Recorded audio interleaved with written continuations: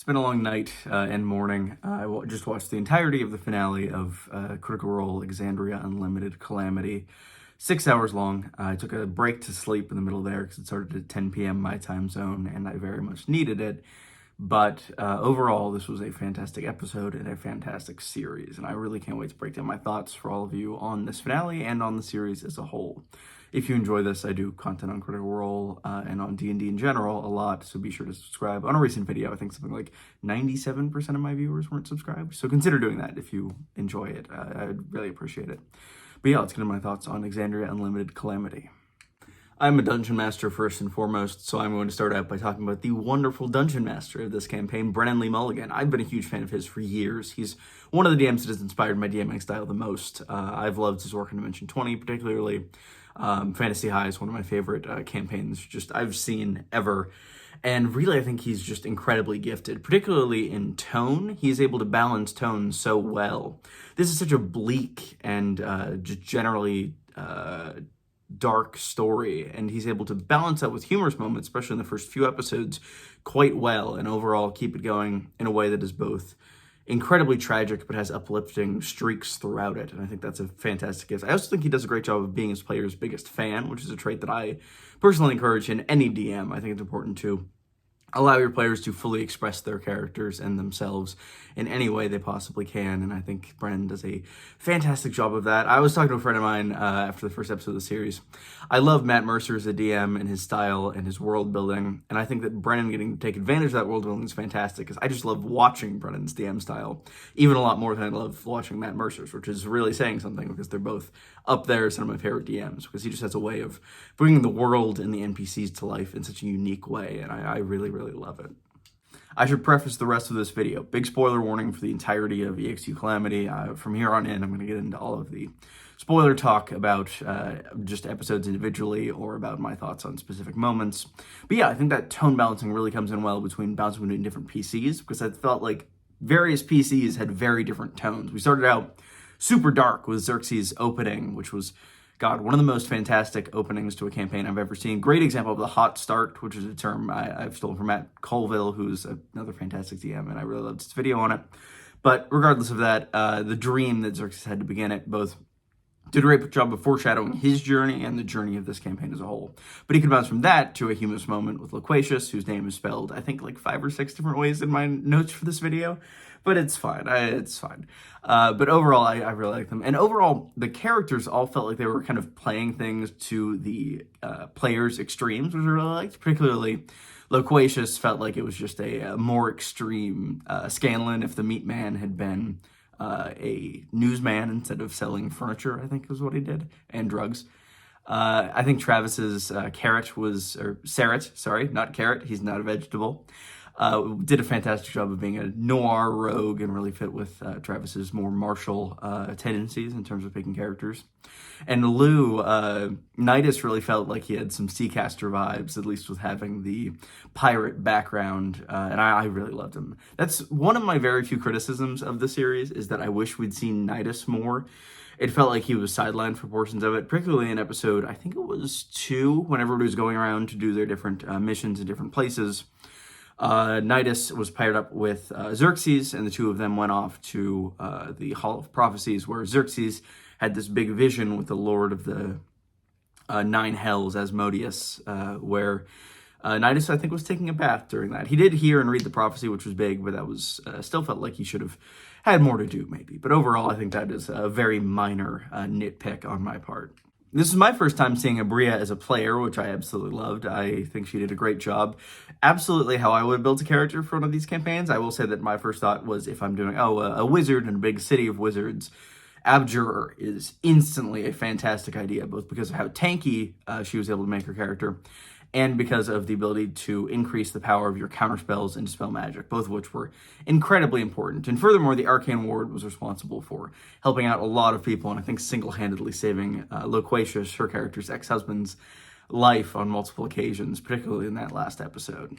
Speaking of that intro to the final episode, wow, was that amazing. I really loved just the chaos that erupted from the activation of the tree. I didn't expect somebody to die in the first 0.9 seconds of the activation, but there we are.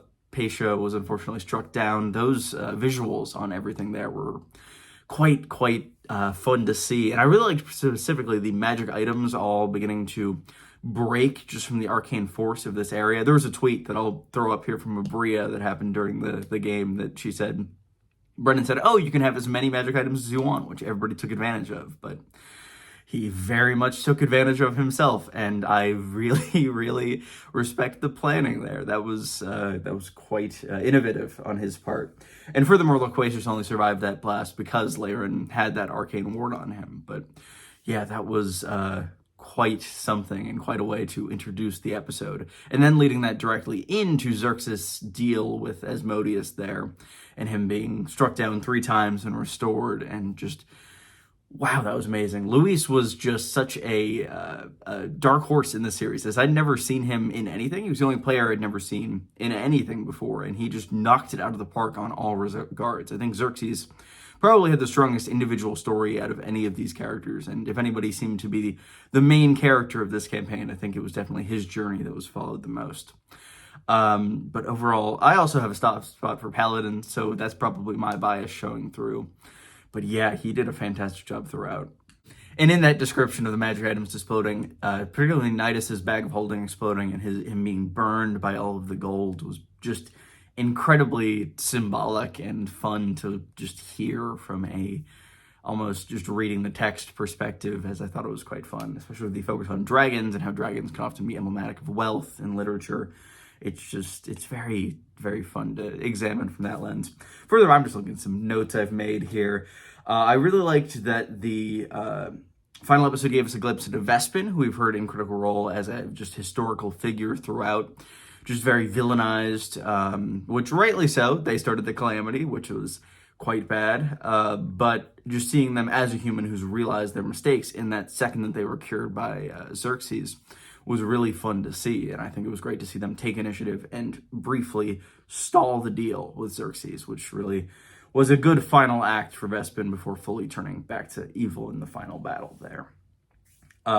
Also, something that I noticed, because I actually didn't end up watching episode 3 until a day or so before episode 4 came out, the border of each episode got gradually more cracked as the episodes went on, which I really thought was a nice touch and helped subconsciously lend to the idea of this once grandiose age falling to ruin as the episodes progress.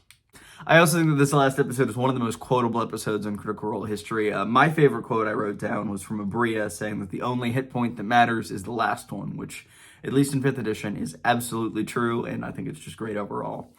But I think this was honestly some of my favorite Critical Role content we've seen probably in the past 2 years. I think since lockdown, since quarantine has started, I think this is my favorite single episode and mini campaign overall with Critical Role generally.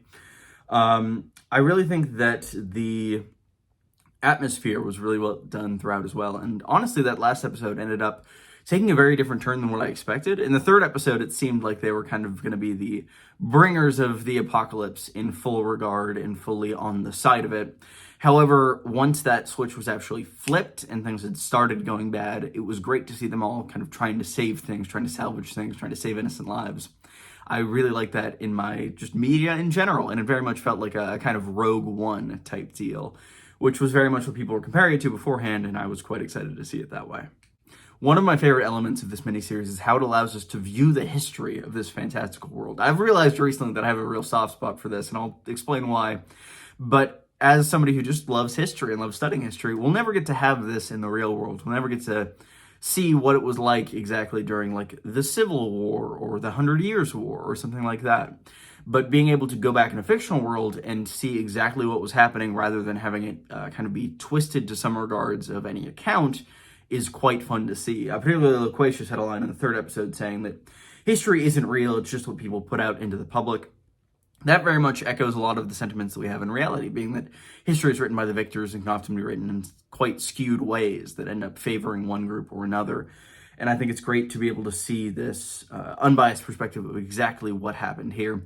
And particularly, I'm quite excited for, this is a different tangent entirely, Fire and Blood, the A Song of Ice and Fire spin-off series that's coming on HBO later this summer, which will be a historical account of a civil war that took place, I think, 200 years or so before the show and the books that we've only heard about in historical accounts before. And I'm quite excited to see what exactly happened and compare and contrast that from the historical accounts similar to this. So it's just interesting to compare and contrast the two works, and for me to realize that I really had a soft spot for this style of media where we're seeing events we already know how they're going to play out, but potentially with twists as exactly how they play out. It'll also be quite interesting to see how this influences Critical Role going forward, if we'll see any hints to any of these characters in the present, or if we just see remnants of them. I know that Loquacious sent a message on a crystal, and that was preserved. Furthermore, I assume that Xerxes, having made this deal and having been transformed into a devil, is likely still around in some capacity. And it would be quite cool if way down the line, I don't think this should happen like next session for the Critical Role Campaign 3 gang, but sometime very far in the future, we were to see Xerxes' reappearance. Maybe even with Luis as a guest star, because I would love to see him appear again. He really he did a fantastic job, and I was really excited to see him just go to work, even though he was probably the cast member I was most uncertain on going into it, because I had known that all of the other players were fantastic in all regards. And honestly, just having Lou and Brennan there was just so fantastic. They are just, overall, some of the best D&D players and DMs I've ever seen. Lou is tied for my favorite Dimension 20 player with Emily Axford, but it was just great to see him interacting with the other Critical Role people, and it was just a great combination overall. So, those have been my thoughts overall on the finale. What did you think? I really enjoyed it, obviously, and if I had to have one more criticism, it would be the pacing of the series overall. Personally, it was a bit hard to get through such long last 2 episodes, which I guess is not really saying much, as all episodes of Critical Role tend to be about 4 hours long, but 6 to 5 is generally a lot, especially if it's 2 in a row. I think it might have been played out better if it had been a 5-episode miniseries or something, but that is such a minor nitpick to what is such a great series. What did you think of the series overall? This is where I'm going to end this video. I might have more thoughts and videos in the future on it. If you enjoyed, be sure to like and subscribe, and let me know in the comments what exactly you thought of this series, if you noticed anything that I didn't. Yeah, thank you all for watching, and I hope you all have a good day.